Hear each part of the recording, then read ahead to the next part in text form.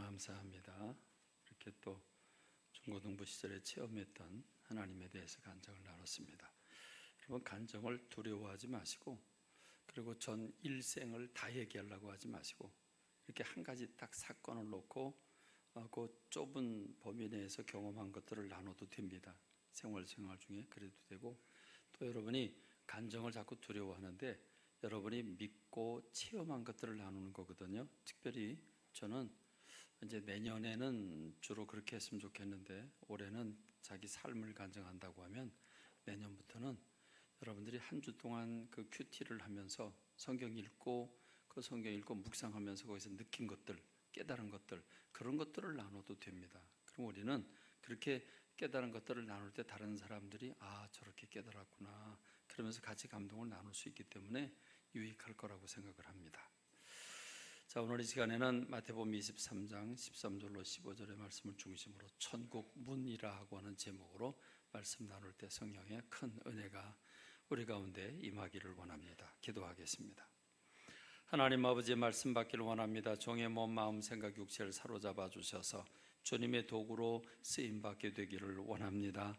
모든 성도님들의 마음을 어루만져 주셔서 말씀에 아멘으로 화답하며 그 말씀을 받아들여 말씀대로 순종하고 살아갈 때 그 삶이 나를 이끌어가는 성령의 능력이 되게 하옵소서. 지금 말씀을 주님 앞에 위탁하옵고 예수님의 이름으로 기도하옵나이다. 아멘. 세리와 죄인들이 주님께 은혜를 받으려고 몰려왔고, 예수님은 그들을 기쁨으로 맞아주셨으며 그들과 더불어 식탁도 같이 하면서 그 영혼들을 위로하시고 그 영혼들을 구원하십니다. 근데 이 모습을 바라본 바리새인들과 서기관들은 수군거리며 비아냥거렸습니다. 자타가 공인하는 하나님을 가장 잘 믿는다고 생각했던 이 바리새인과 서기관들은 하나님을 잘 믿는다는 사람이었지만, 그러나 이들은 하나님의 마음을 몰랐습니다. 이런 바리새인과 서기관들에게 알아듣도록 친절하게 주님이 비유로 깨우쳐 주신 것이 누가복음 15장에 나오는 세 가지 비유였습니다. 처음에는 잃은 양 한 마리, 잃은 양 한 마리를 찾았을 때 얼마나 기쁜가. 그 회개할 곳 없는 99명이 하나님 앞에 영광 돌려드리는 것보다 이 한 사람, 죄인 한 사람이 돌아오는 게 얼마나 기쁜가, 이것을 예수님이 비유를 통해서 깨우쳐 주셨습니다. 그 다음에는 돈을 잃어버립니다. 그리고 그 돈을 찾습니다. 돈을 찾았을 때도 똑같이 기뻐합니다. 이와 같이 죄인 한 사람이 회개하면 하나님의 사자들 앞에 기쁨이 되느니라. 지금 예수님은 반복해서 처음에는 양, 그 다음엔 돈, 그 다음엔 사람 중에서도 그냥 사람이 아니라 아들, 그 아들이 죽었다 살아나고 잃었다가 다시 찾았을 때 그 기쁨이 얼마나 큰가를 똑같이, 처음엔 양 한 마리를 찾았을 때, 두 번째는 돈을 찾았을 때, 세 번째는 다시 사람을 찾았을 때 얼마나 기쁜가를 비교해 줍니다. 여러분, 양 한 마리를 잃었다가 찾았을 때도 기뻤는데 돈을 잃었다 찾았을 때는 더 기쁘겠죠? 미국으로 교인들을 데리고 그 여행을 갔어요. 창조를 체험할 수 있는 코스를 체험하기 위해서 미국으로 갔고, 그래서 미국의 그랜드 캐년이라고 하는 어마어마한 협곡으로 갔습니다. 그 꼭대기 구경하는 동안에 그 10대 명 되는 그 팀 전체 경비를 담당한 분이 돈을 잃어버렸어요. 이제 다음 과정부터 큰일 난 거죠. 그 전체 경비를 잃어버렸으니까 신고를 합니다. 그리고 순식간에 경찰들이 다 모여듭니다. 그래가지고 거기 구경하는 사람들을 아무도 빠져나가지 못하도록 하고 조치를 합니다. 그런 가운데 아무에게서도 안 나왔는데 쓰레기통에 그 돈을 누가 던져놨습니다. 누가 분명히 훔쳤는데 훔친 돈을 경찰이 오니까 그걸 어떻게 할 수가 없으니까, 가져가면 안 되니까 쓰레기통에 던진 겁니다. 그래서 어쨌든 찾았습니다. 그러니 그 교회 그 목사님과 그 회계 담당은 그 잃은 돈을 찾은 그 기쁨이 얼마나 크겠습니까? 말로 표현할 수 없을 만큼 컸을 겁니다. 그렇습니다. 잃었다가 다시 찾은 그 기쁨, 그건 사실 조금 전에 나한테 있었거든요. 있었는데 아무렇지도 않았어요. 그런데 그걸 잃어버렸다가 다시 찾았을 때 그 돈은 얼마나 귀중한 돈이 됩니까? 너무너무 소중한 돈이 되죠. 그러니 잃었다가 다시 찾은 아들은 얼마나 귀하겠습니까? 죽은 줄 알았던 아들이 다시 찾아왔을 때 얼마나 기뻤겠습니까? 그래서 아버지는 종들에게 제일 좋은 옷을 내어다가 입히고 손에 가락지를 끼우고 발에 좋은 신을 신겨라. 그리고 살찐 송아지를 잡아라. 우리가 먹고 즐기자. 이 아들은 죽었다가 살아났고 잃었다가 다시 찾았다. 그리고 그들이 즐거워했다. 이 비유를 통해서 예수님은 이 탕자의 비유를 통해 큰아들 곧 바리새인과 서기관들을 깨우쳐주고 아버지의 마음, 하나님이 정말 기뻐하시는 것이 무엇인지를 알게 하기를 원했습니다. 여러분, 저는 지난주 여러분과 함께 이 말씀을 나누었습니다. 그러면 이 세 가지 비유를, 아주 쉬운 비유를, 그리고 적절한 아주 리얼한 비유를 들은 이 서기관들과 바리새인들은 예수님의 비유를 듣고 그렇구나, 하나님의 원하시는 것은 죄인 하나가 회개하고 돌아오는 걸 그렇게 기뻐하시는구나. 세리와 많은 죄인들이 예수님 앞에 오는 걸 보고 예수님이 기쁘게 환영하고 맞아주고 같이 교제를 나누는 모습을 보고 어떻게 저 사람은 저런 더러운 죄인들하고 가까이 하나, 이렇게 수군거렸던 서기관과 이 바리새인들은 그 결과는 어떻게 됐을까요? 성경에는 기록되어 있지 않습니다만은 여러분, 이들은 예수님의 마음을 받아들였을까요? 예수님이 깨우쳐 준 것을 마음에 새기고 그렇구나, 죄인이 오는 걸 주님이 기뻐하시는구나, 그리고 그걸 받아들였을까요? 그렇지 않습니다.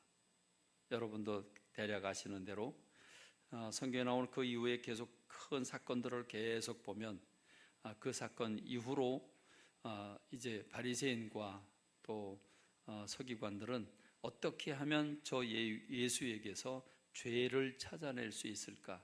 어떻게 하면 저 예수를 처단할까라고 하는데 모든 관심을 모으게 됩니다. 그리고 결론적으로는 예수님을 십자가에 못 박는데 내어줍니다. 마태복음 12장에 보면 한쪽 손이 말라서 비틀어진 한 사람을 이 서기관과 바리새인들이 데리고 옵니다. 데리고 와가지고 예수님께 묻습니다. 예수님, 안식일에 병을 고치는 것이 옳습니까? 물어봅니다. 안식일에 병을 고치면 안 된다는 거죠. 그런데 예수님은 틀림없이 고칠 거라는 어떤 기대를 가지고 왔나 봅니다. 예수님께서 말씀을 하시죠. 직접적인 대답은 안 하시고 예화로 말씀을 하십니다. 어떤 사람이 양 한 마리를 가지고 있었는데 그 양 한 마리가 안식일 날 구덩이에 빠졌다. 지금 죽으려고 허우적거리는데 그걸 너 같으면 꺼내주냐 안 꺼내주냐? 꺼내주죠. 그랬더니 예수님 말씀하십니다. 사람이 양보다 얼마나 더 귀하냐? 그러므로 안식일에 선을 행하는 것이 옳다, 이 말씀을 하시고 그 손 마른 사람 데리고 온 사람을 붙듭니다. 오라고 그럽니다. 그래서 손을 내밀어라고 하니까 이 사람이 손을 내밉니다. 내미는 순간 그 손이 말라 비틀어졌던 손이 원상복귀를 합니다. 회복을 하는 거죠. 이렇게 회복을 하면 그러면 같이 온 사람들이, 데리고 온 사람들이 와 하고 박수 쳐줘야 되는 거 아닙니까? 야, 너무 좋다, 잘됐다 이래야 될 것 같은데 정반대 반응이 나오죠. 마태복음 12장 13절로 14절에 보면 이에 그 사람이 기르되 손을 내밀라 하시니 그가 내밀매 다른 손과 같이 회복되어 성하더라. 그런데 바리새인들이 나가서 어떻게 하여 예수를 죽일까 의논했다 그랬습니다. 그러므로 이 바리새인과 서기관들은 하나님을 잘 믿는다고 자타가 공인하는 사람들인데 이들이 알고 있는 지식, 이들이 알고 있는 신앙, 이들이 알고 있는 율법, 이런 개념들을 예수님이 등장하심으로써 예수님이 하신 모든 사건을 바라보면서 자기 것들을 하나도 버리지 않고 그걸 꼭 붙잡고 있으면서 예수님의 말씀을 받아들이려니까 충돌이 됐고 결국은 예수님에게서 죄를 찾으려고 하는 시도로 발전하게 됐고, 그래서 예수님이 그 안식일의 병을 고쳐주는 모습을 보고 저 사람은 안식일 어기는 사람이다, 저 사람은 상대 못할 사람이다, 그래서 예수님을 죽이려고 의논했다라고 말하고 있습니다. 여러분, 왜 이들은 이 한편 손 마른 사람이 그 손을 고쳤을 때 기뻐하고 위로하고 격려를 해야 되는데 왜 그렇지 않고 오히려 분을 내고 오히려 예수님을 죽이려고 덤벼들었을까요?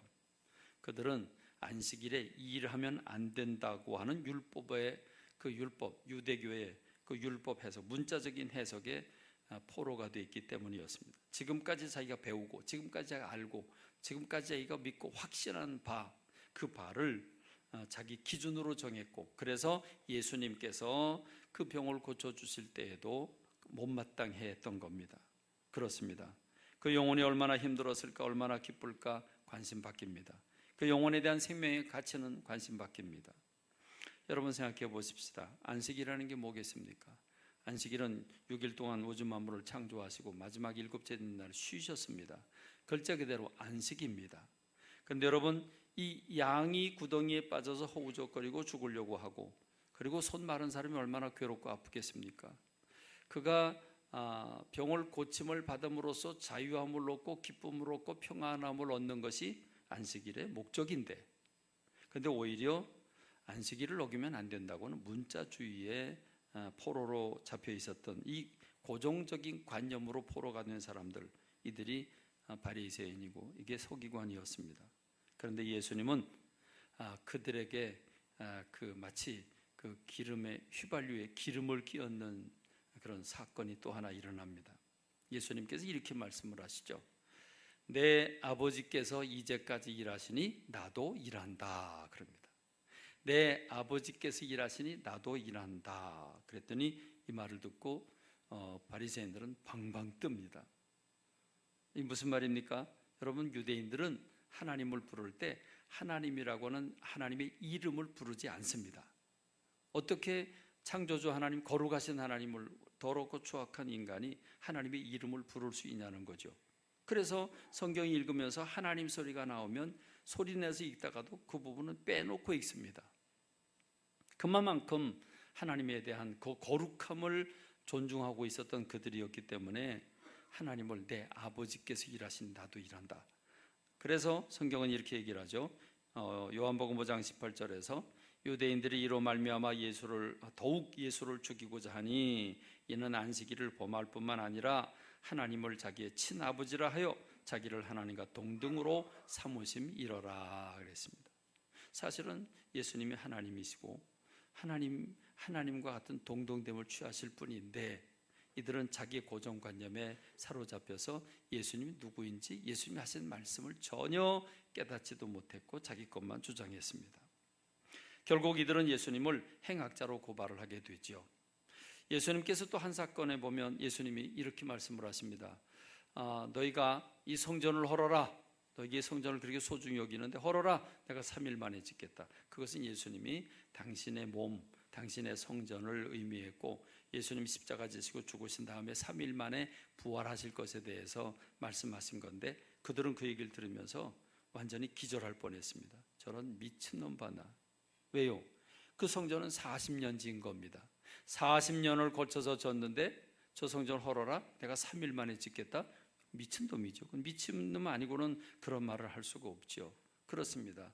그들의 마인드, 인간의 마인드, 그들이 지식의 마인드, 그 울타리 안에서 예수님의 말씀을 받아들일 수 없었던 겁니다. 결국 그들은 여러분 예수님을 행악자로 고발을 했고, 빌라도마저도 나는 그에게서 죄를 찾지 못했다, 놔주겠다라고 하니까 아니다, 십자가에 못 박아라. 그리고 차라리 그 강도인 바라바를 놔줘라. 이렇게. 그래서 바라바는 해방을 받고 예수님 십자가에 못 박히신 사건이 일어나게 됩니다. 그렇습니다. 바리새인과 서기관들은 자기의 생각을 버리지 않았습니다. 자기들이 가지고 있는 고정적인 관념을 버리지 않았습니다. 그리고 끝까지 생명 되신 예수님, 구원자로 이 땅에 오신 예수님을 받아들일 수가 없었습니다. 그렇습니다. 마태복음 23장에 보면 예수님께서 이 바리새인들에 대한 신앙이 어떤 신앙인지에 대해서 아주 명확하게 구분해주고 있습니다. 마태복음 23장 1절로 3절에 보면 무엇이든지 그들이 말하는 바는 행하고 지키되 그들이 하는 행위는 본받지 마라. 바리새인과 서기관들이 하는 말은 들어라. 그런데 그들의 행위는 본받지 마라. 왜 그럴까요? 3절과 4절에 보면 그들은 말만 하고 행하지 아니하며 무거운 짐을 묶어 사람들의 어깨에 지우되 자기는 이것을 한 손가락으로도 움직이려 하지 않는다 그랬습니다. 하나님을 잘 믿는다고 하면서 말씀에 대해서는, 그리고 사람들 앞에 서가지고는 어마어마하고 많은 일들을 하는 것처럼 보이지만 실제로는 섬기고 나누고 구제하고 희생하고 용서하고 하는 이런 일에는 손가락 하나 움직이지 않았다. 이걸 우리가 바라보면서 오늘 저와 여러분들이 어떻게 살아가야 되겠는지를 분별해야 되는 줄로 믿습니다. 마태복음 23장 5절로 7절의 말씀을 보면 이들의 신앙생활의 행태를 이렇게 정의하고 있습니다. 그들은 사람들에게 보이려고 신앙생활을 했다. 사람들에게 보이려고 했다. 그래서 그들의 모든 행위를 사람에게 보이고자 하나니 곧 그 경문띠를 넓게 하며 옷수를 길게 하고 잔치의 윗자리와 회당의 높은 자리와 시장에서 문안받는 것과 사람들에게 랍비라 칭함받는 것을 좋아하느니라 그랬습니다. 오늘 우리 광야의 사랑하는 성도 여러분은 사람에게 인정받으려고 하지 말고 하나님께 인정받는 여러분 되시기를 바랍니다. 사람에게서 높아지기를 바라지 말고 낮아져서 섬기는 사람들 되시길 주님의 이름으로 축원합니다. 우리는 모으고 나를 위해 쓰는 사람이 아니라 다른 사람을 위해서 섬기고 나누는 주의 사람들이 되길 주님의 이름으로 축원합니다. 자기가 옳다고 그러고 자기가 높아야 되고 내가 인정받아야 되고 이런 사람들은 늘 다른 사람을 비판하게 돼 있고 시시비비를 가리고 정죄하게 돼 있습니다. 그래서 예수님을 십자가에 못 박는데 내어줄 수밖에 없는 거죠. 오늘 주님은 이런 사람들을 향해서 정말 무섭게 말씀을 하십니다. 주님이 이 땅에 천국을 주시기 위해서 오셨습니다. 당신의 온몸을 던져 십자가에서 죽으시고 우리 죄를 짊어지고 죽으시면서 우리에게 천국을 주시려고 오셨는데 지금 예수님은 이 바리새인과 서기관들을 향해서 이렇게 말씀을 하십니다. 화 있을진저 외식하는 서기관과 바리새인들이요, 너희는 천국문을 사람들 앞에서 닫고 너희도 들어가지 않고 들어가려고 하는 자도 들어가지 못하게 한다 그랬습니다. 여러분, 지금 이 바리새인들은 천국문을 닫아놓고 있습니다. 자기네도 안 들어가고 다른 사람도 못 들어가게 합니다. 그럴 뿐만 아니라 한 사람을 구하면 한 사람을 자기 사람으로 만들어서 그도 역시 지옥으로 들어가게 만든다고. 그래서 15절 말씀은 화 있을진저 외식하는 서기관과 바리새인들이여, 너희는 교인 한 사람을 얻기 위하여 바다와 육지를 두루 다니다가 생기면 너희보다 배나 더 지옥 자식이 되게 하는도다 했습니다. 우리나라가 지금 완전히 극과 극으로 좌와 우로 아주 팽팽하게 달리고 있습니다. 서로 자기 사람 챙기고 자기 사람 내밀고, 그리고 다른 건 보이지 않고 오직 내 것만 보이는 이런 우리나라의 좌우를 바라보면서 무척 가슴이 아픕니다. 오늘 지금 예수님은 이런 사람들을 가리켜서 뭐라 그러냐면 외식하는 서기관과 바리새인들이요 그랬습니다. 외식이라고 하는 말은 겉과 속이 다르다는 말이죠. 이중인격을 가졌다는 말이죠. 결국 거짓 신앙이라고 하는 겁니다. 결국 빈 껍데기 무늬만 믿는 사람이지 너는 진짜 성도가 아니다. 그래서 지옥 자식이 되게 한다는 표현을 쓰고 있는 겁니다. 이들은 사람을 영혼으로 보지 않고 자기 목적을 위한 수단으로 보고 있기 때문에 이런 결과가 오게 되는 겁니다. 여러분, 이들은 하나님을 믿긴 믿었지만 종교인으로 믿었습니다. 하나님을 사랑한 것이 아니라 종교인으로 믿었습니다. 그래서 마태복음 23장 23절에 보면 화 있을진저 외식하는 서기관과 바리새인들이여, 너희가 박하와 회양과 근처에 11조는 드리지만 율법이 더 소중하게 생각하고 있는 정의와 공율과 믿음은 버렸다 그럽니다. 예배를 철저히 드리고 11조를 드리고 일주일에 이틀 금식하고 하루에 3번씩 서서 기도하고 굉장히 어려운 일입니다. 근데 이들은 이걸 철저히 지켰습니다. 그러나 더 중요한 정의를 행하고 사람들에게 자비와 긍휼과 사랑을 베풀고 그리고 믿음을 지키는 일은 못했습니다. 그러니까 예수님이 이들이 종교인으로서만 삶을 살았지 사실은 믿음을 가진 게 아니다 말합니다.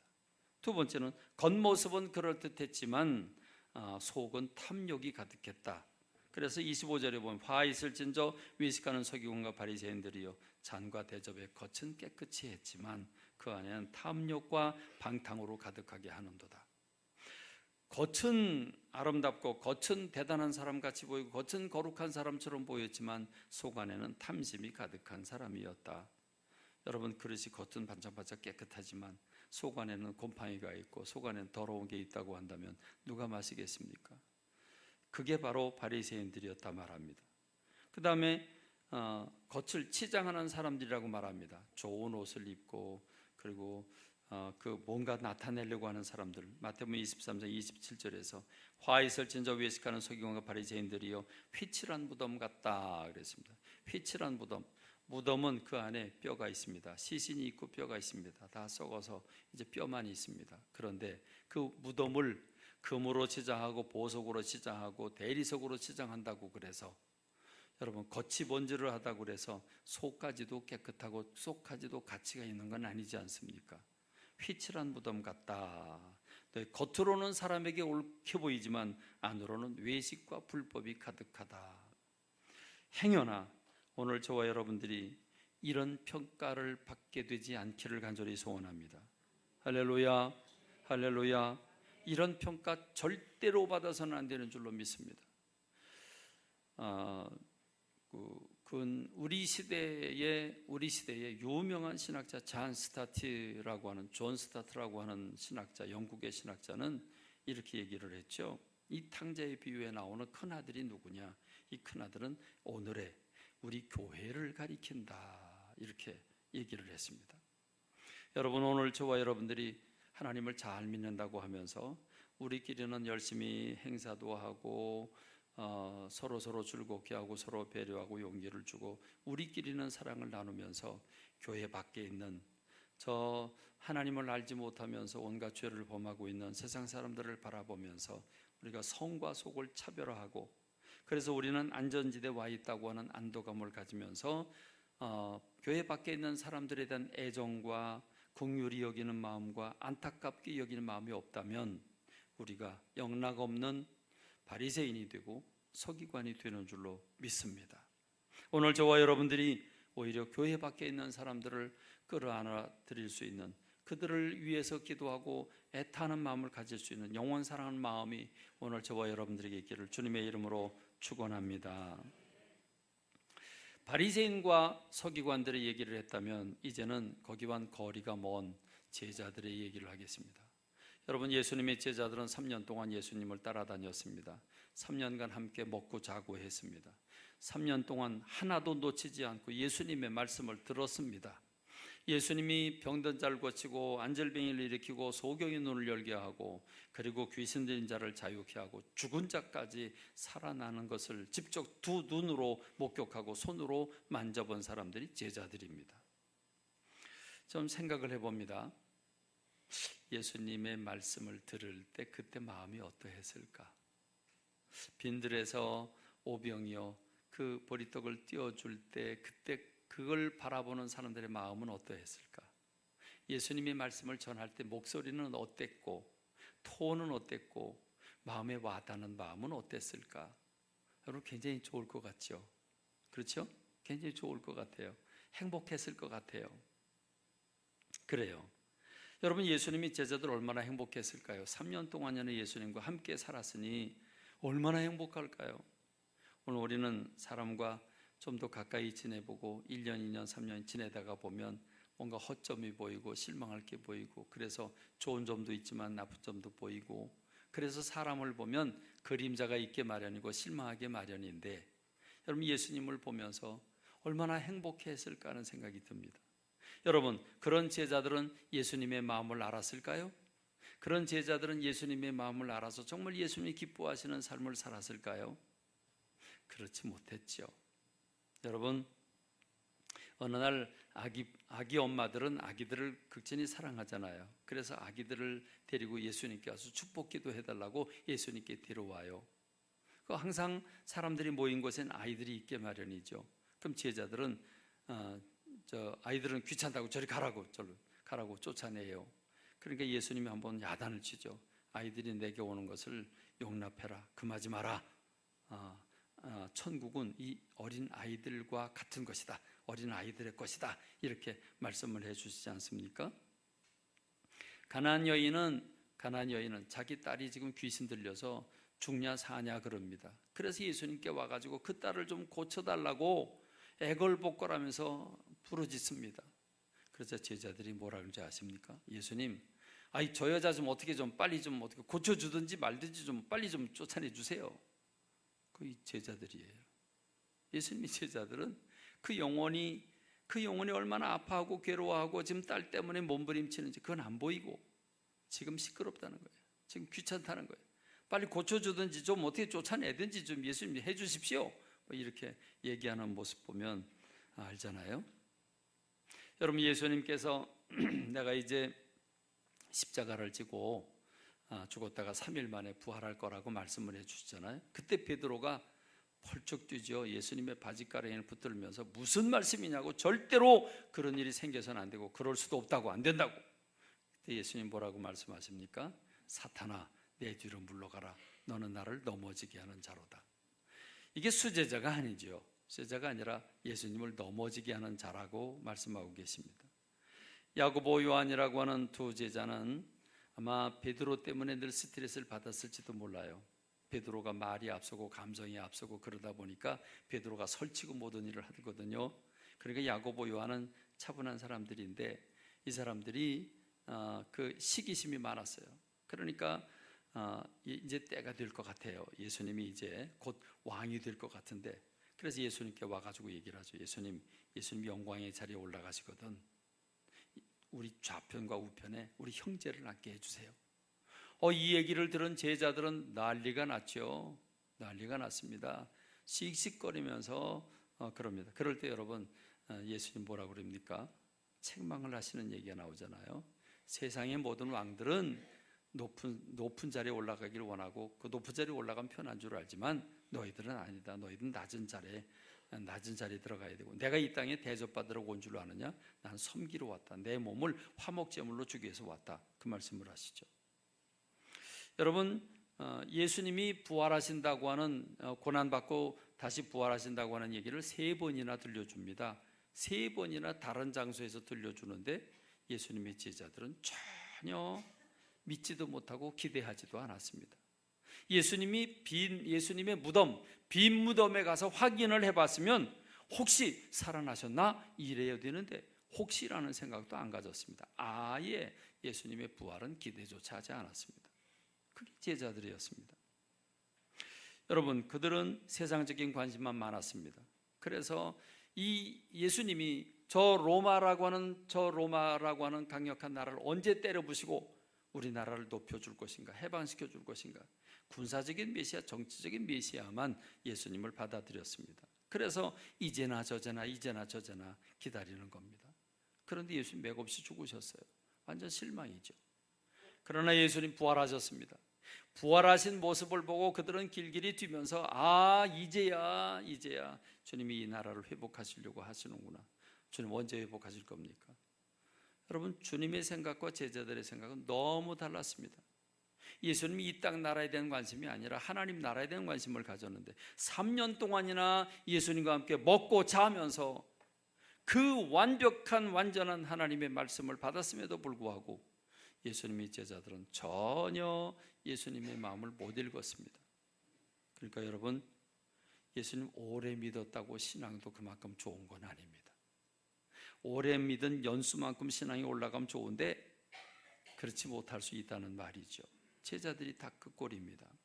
여러분, 제자들은 이렇게 어느 날 예수님의 이름을 빙자해 가면서 막 사람들 몰고 다니면서 예수님의 이름으로 복음을 전파하는 사람이 있었어요.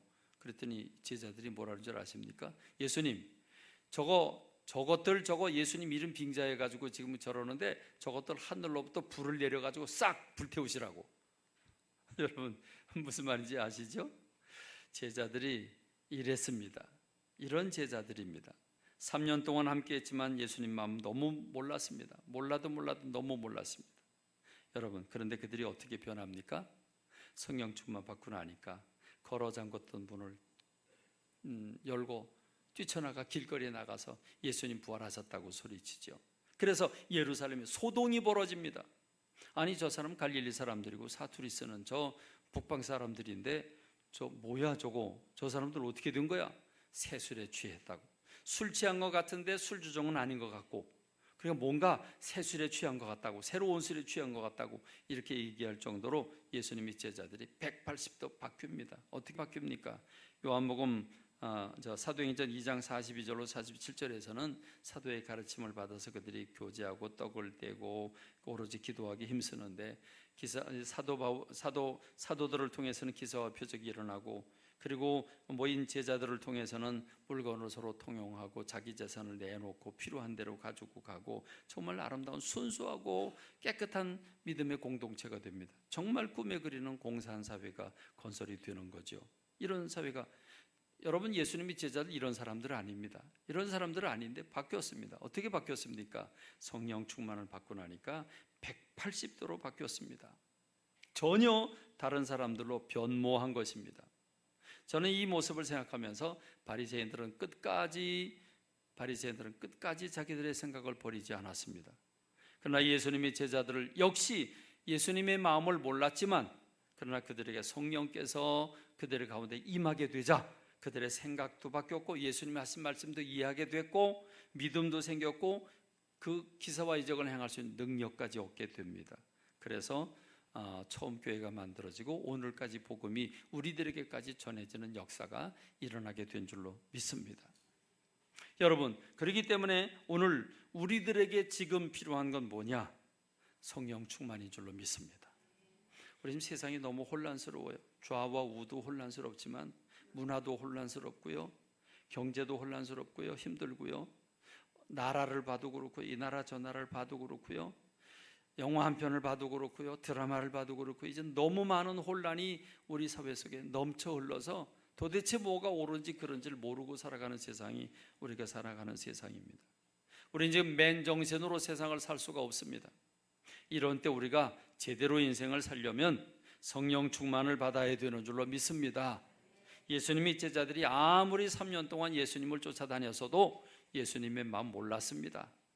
우리가 교회를 10년, 20년 다니는 게 중요한 게 아니라 성령님의 인도를 얼마만큼 받고 있느냐, 내가 성령님께 얼마만큼 사로잡혔느냐, 이게 우리들의 관건인 줄로 믿습니다. 직분이 중요하지 않습니다. 나이가 중요하지 않습니다. 신앙의 연수가 중요하지 않습니다. 중요한 것은 내가 얼마만큼 성령님께 붙들려서 성령님이 내 지식을 그리고 내 감정과 내 의지를 얼마만큼 다스려 주시고 나를 깨닫게 하시느냐, 여기에 달려있는 줄로 믿습니다. 여러분, 오순절 다락방의 제자들이 오순절 다락방에서, 그 마가의 다락방에서 제자들이 어떻게 성령의 충만함을 받았습니까?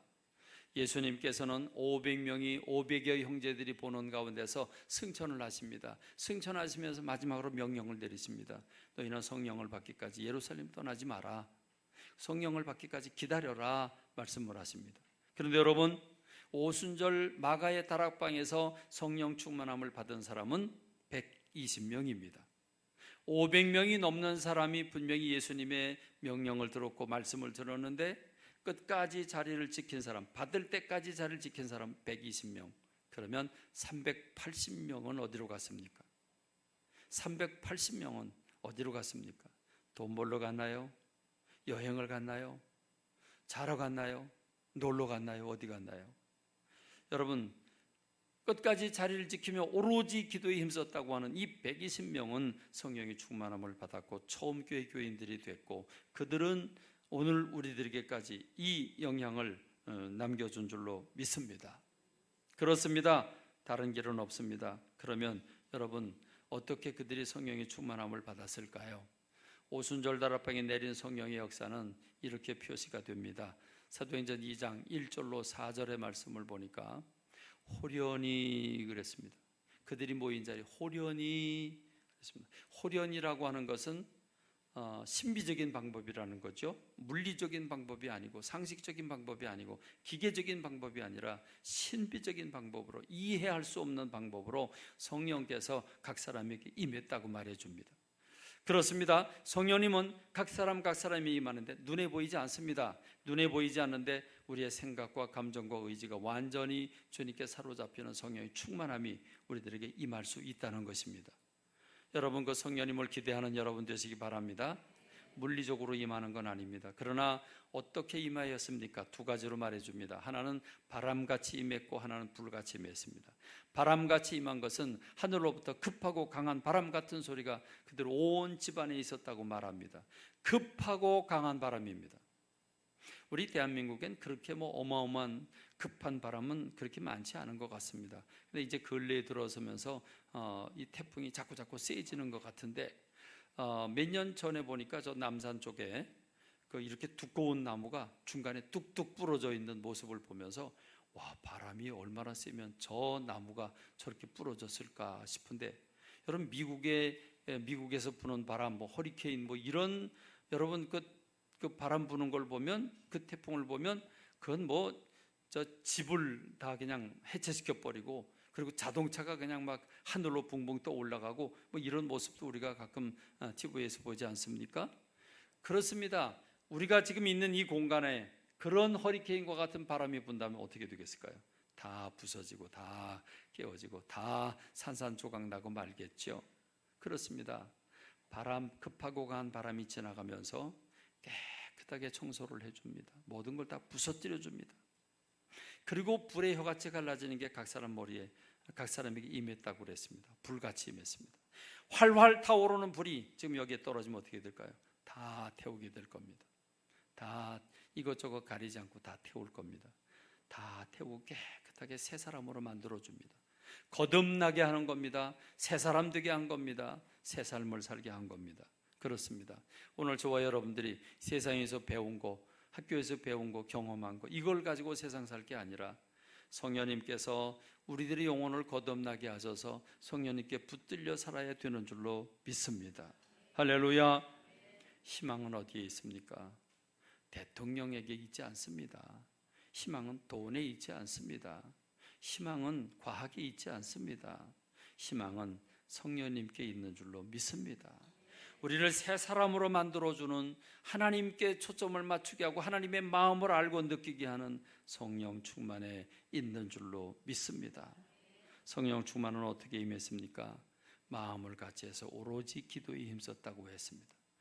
여러분, 저는 우리 교회가 새벽이든 낮이든 밤이든 기도 소리가 끊이지 않기를 간절히 소원합니다. 만민이 기도하는 집입니다. 여러분, 언제든지 오셔서 부르짖어 기도하길 간절히 소원합니다. 기도하는 교회가 되고 기도하는 성도가 되고, 여러분, 어떤 사람은 모여서 전체가 모여가지고 막 뜨겁게 기도하다가 성령을 받은 사람이 있는가 하면 어떤 사람 조용히 교회에 와서 묵상 기도하다가 성령을 받기도 합니다. 성령님은 다양한 방법으로 사람에게 임하게 되는데, 성령님이 임하셔야 우리가 주님의 말씀도 깨닫게 되고 성경 읽으면 꿀맛같이 달게 되고, 여러분들이 어떤 일을 하고자 할 때 가슴이 뜨거워져서 하는 일이 신바람이 나서 피곤함이 없어지지, 이거 없이 세상 일을 억지로, 하나님의 일을 억지로 하려고 하면 힘들어서 못하는 줄로 믿습니다. 그러므로 성령 충만 받는 저와 여러분 되길 간절히 소원합니다. 성령 충만은 기도라고 하는 걸 통해서 오는 줄로 믿습니다. 기도라고 하는 루트가 성령 충만 받는 은혜의 통로라고 한다면 오늘 저와 여러분들이 기도하는 일에 목숨을 걸어야 되는 줄로 믿습니다. 거는 만큼 열리게 되는 줄로 믿습니다. 마지막으로 하나의 예를 하나 들겠습니다. 고넬료입니다. 여러분, 오순절 마가의 다락방에 임했던 120명이 임했던 그 처음의 성령의 불길, 그것과 다를 바가 없는 똑같은 성령의 불길이 고넬료의 집에 임했습니다. 고넬료라고 하는 사람은 이방 사람입니다. 로마 장교입니다. 백부장이라고 하는 로마의 장교입니다. 이 로마의 장교가 하나님 앞에 그 신앙이 인정함을 받습니다. 여러분, 사도행전 10장 1절 2절은 이렇게 얘기를 하죠. 그가 경건하여 온 집안과 더불어 하나님을 경외하며 백성을 많이 구제하고 하나님께 항상 기도하더니, 천사가 나타납니다. 천사가 나타나서 환상 중에 이렇게 얘기를 합니다. 네 기도와 구제가 하나님 앞에 상달되어 기억하신 바가 됐다. 네 기도와 구제가 하나님 앞에 상달되어 하나님 앞에 기억하신 바가 됐다. 할렐루야. 오늘 저와 여러분들의 신앙이, 오늘 저와 여러분들의 우리 신앙의 열매가 하나님 앞에 기억하게 되고 하나님 앞에 상달되고 기억되게 돼서 주님께서 고넬료라고 한 사람 찾아오셔서 말씀해 주시는 것처럼 여러분에게도 말씀해 주시길 간절히 소원합니다. 하나님께서 천사들을 통해서 말씀하시죠. 너는 지금 사람을 요빠라고 하는 곳에 머물러 있는 베드로라고 하는 사람을 초청해라. 그리고 그에게 말씀을 들어라. 그를 통해서 성령의 불이 너희들에게 임하실 것이다 라고 말씀을 해주십니다. 그래서 사람을 보내지요. 여러분, 그 평소에 그의 기도와 구제가, 그의 기도와 구제 생활, 그 기도하고 나누는 생활이 하나님 앞에 상달되었습니다. 특별히 하나님이 임재하셔서 성령의 불을 보내시는 겁니다. 오늘 저와 여러분의 신앙이 인정받게 되기를 원합니다. 그런데 여러분, 고넬료는 어떻게 성령의 충만함을 받도록 준비하고 있습니까? 무엇을 했습니까? 첫 번째는 사도행전 10장 24절에 보니까 고넬료가 그의 친척과 가까운 친구들을 모아 기다렸다 그랬습니다. 여러분, 그는 혼자서 받을 수도 있었을 겁니다. 그런데 그는 친척들에게 연락을 했습니다. 그는 친구들에게 연락을 했습니다. 여러분, 친구들 가까운 사람들이지 않습니까? 친척들 가까운 사람들이지 않습니까? 그가 성령을 경험해 본 적이 없을 겁니다. 그러나 하나님의 말씀을 의지하고 그래서 사람들을 불러 모읍니다. 그 다음에 두 번째는 베드로 앞에 엎드립니다. 25절 26절에 보면 베드로가 들어올 때에 고넬료가 맞아 발 앞에 엎드려 절했다 그랬습니다. 로마 장교입니다. 로마 장교면 서슬이포로입니다. 이 서슬포로는 혈기 있는 로마 장교가, 콧대 높은 로마 장교가 지금 베드로 앞에 무릎을 꿇습니다. 그 발 앞에 엎드립니다. 겸손입니다. 갈망입니다. 하나님 대하듯이 그렇게 대하는 겁니다. 그리고 베드로가 당황하면서 일어나라고, 나도 사람이라고, 왜 나한테 이러냐고, 일어나라고. 그러자 이 고넬료는 얘기를 합니다. 잘 오셨습니다. 내가 사람을 보냈는데 잘 오셨습니다. 우리는 주님께서 당신에게 명하신 모든 것을 듣고자 하여 다 하나님 앞에 있나이다 그랬습니다. 여러분, 지금 설교도 하기 전에 베드로에게 하나님께서 베드로 당신을 통해서 우리에게 말씀 들려주신다고 했기 때문에 우린 지금 사람 앞에 있는 게 아니라 우린 지금 하나님 앞에 있는 겁니다. 말씀해 주옵소서. 얼마나 사모하고 얼마나 겸손하면 이렇게 표현할까요? 여러분은 매 시간 강단에서 외쳐지는 말씀들을 하나님이 여러분 자신에게 들려주는 1:1의 메시지라고 믿으십니까? 그렇게 받아들이고 계십니까? 아멘. 그렇게 되길 간절히 소원합니다. 그럴 때 여러분의 편견을 내버리고 여러분의 기존의 지식을 버리고 아멘으로 화답할 때 그 말씀이 여러분 속에 들어가 살아 움직이는 능력의 말씀이 될 줄로 믿습니다. 할렐루야. 자, 그래서 베드로가 설교를 합니다. 그러자 베드로가 기절초풍을 합니다. 여긴 이방인이라 내가 지금 와야 되는지 말아야 되는지, 교제를 해야 되는지 말아야 되는지 확신이 서지 않은 가운데 왔습니다. 그리고 왔는데 지금 성령이 내리시는 모습을 보니까 자기네들이 오순절 다락방에 내렸던 그 사도들이 모인 곳에 그 마가의 다락방에 내렸던 성령님과 똑같은 방법으로 성령이 임하시는 모습을 보고 내가 누군데 하나님이 주시는 이걸 내가 거절할 수 있겠냐? 그러면서 그들에게 세례를 베푸는 모습을 볼 수 있습니다. 그렇습니다, 여러분. 예수님의 제자들이 어떻게 성령 충만을 받았습니까? 오로지 기도하다 받았습니다. 지금 고넬료가 어떻게 성령 충만을 받았습니까?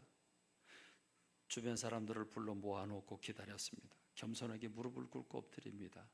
그리고 우리가 하나님 앞에 있다고 말씀해달라고 간절히 소원합니다. 이 말씀과 기도 속에 성령의 역사가 임하게 되는 줄로 믿습니다. 오늘 저와 여러분들이 순수한 마음으로 말씀을 받을 때 성령이 역사하는 줄로 믿습니다. 여러분들 성경 읽을 때 순수한 마음으로, 깨끗한 마음으로 오늘 읽어야 될 성경 말씀을 마음을 열고 읽을 때 성령님이 여러분의 가슴을 뜨겁게 어루만져 주시는 줄로 믿습니다. 깨우침을 주는 줄로 믿습니다. 여러분의 기도를 들으시는 줄로 믿습니다. 그렇습니다. 성령님 아니고는 사람을 변화시킬 사람이 없습니다. 에베소 4장 22절로 4장 24절의 말씀을 보면 너희는 유혹의 욕심을 따라 썩어져가는 구습을 따른 옛사람을 벗어버려라. 그리고 오직 너희의 심령이 새롭게 되어 하나님을 따라 의와 진리의 거룩함으로 지으심을 받은 새 사람을 입으라. 여러분, 옛사람은 옷을 벗어 던지는 것처럼 단순히 옷 벗고 그리고 새로 옷으로 갈아입으면 새 사람 되는 게 아닙니다. 우리의 속사람, 너희의 심령이 새롭게 되어 그랬습니다. 심령이 바뀌어야지요 새 사람이 되는 거죠. 속 심령이 바뀌지 않으면 새 사람 될 수 없습니다. 이 심령이 새 사람 되는 건 오직 성령의 역사에 의해서 일어나는 줄로 믿습니다. 그렇습니다. 우리는 주님이 기뻐하시는 삶을 살아야 합니다. 여러분, 한 사람이 돈을 버느라고 밤을 새워가며 돈을 벌고 많이 벌어서 그것을 하나님 앞에 선교하고 구제하고 하는 거 하나님 기뻐 받으십니다. 열심히 공부하고 밤새워 공부하고 정말 코피 터지면서 공부하고 내가 훌륭한 사람 돼서 하나님께 영광 돌려야지, 하나님 뜻대로 살아야지. 물론 하나님 그 사람의 그 충성됨과 그 직분과 지위를 통해서 영광 받으시는 줄로 믿습니다. 그런데 우리 주님은 이 같은 노력, 의인 99명, 회개할 것 없는 의인 99명이 하나님께 영광 돌려드리기 위해서 무수히 많은 노력과 땀방울 흘린 이것보다 단 한 사람, 죄인 한 사람이 회개하고 돌아오는 것을, 이 의인 99명이 하나님께 영광 돌리는 것보다 더 기쁘게 받으신다고 했습니다. 하나님 뭘 더 좋아하십니까? 우리가 하나님을 기쁘시게 하는 교회가 되기를 원하는 게 우리 교회의 영원한 모토입니다. 하나님을 기쁘시게 하는 교회. 그렇습니다. 여러분, 어떻게 하나님을 기쁘시게 하기를 원하십니까? 공부 잘해서 돈 많이 벌어서 높은 지위가 돼서 그 직분과 재능을 이용해서 많은 영광을 하나님 앞에 돌릴 수 있습니다. 그런데 정말 정작 주님이 원하시는 것은 죄인 한 사람이 돌아오는 것, 이걸 더 기뻐하신다고 했습니다. 그렇다면 우리가 어떻게 하나님을 기쁘시게 하면 좋을까요? 고넬료처럼 우리 주변의 사람들을 전도하십시다. 복음을 전합시다. 여러분, 기도하고 성령 충만 받고 가슴이 뜨거워서 우리가 복음을 외칠 수 있는 주의 사람들이 되기를 원합니다. 할렐루야. 하나님이 그렇게 기뻐하시는 일이라고 하면 우리가 왜 딴 일을 하겠습니까? 하나님이 기뻐하시는 일을 선택해야 되는 줄로 믿습니다. 우리 모두가 바리새인이 되지 말고 성령 충만 받은 복음을 증거하는 참된 성도들이 되시기를 주님의 이름으로 축원합니다. 기도하겠습니다. 하나님 아버지, 은혜와 사랑 감사합니다. 자, 스타트라고 하는 목사님은 큰아들, 그 큰아들, 아버지 마음을 몰랐던, 못마땅히 여기던 큰아들이 오늘의 교회라고 지적을 했습니다. 하나님 아버지, 오늘 우리가 교회 밖에 있는 사람들을 끌어안게 해 주옵소서. 그들을 위해 기도하게 하옵소서. 그들을 전도하게 하옵소서. 그들을 품게 하여 주옵소서. 하나님 아버지, 우리가 바리새인 되지 않도록 도와주시고 서기관 되지 않도록 도와주시고, 하나님 성령 충만 받아 변화된 제자들처럼 복음 증거함으로 주님을 기쁘시게 하는 주의 사람들 되게 하여 주옵소서. 예수님의 이름으로 기도하옵나이다. 아멘.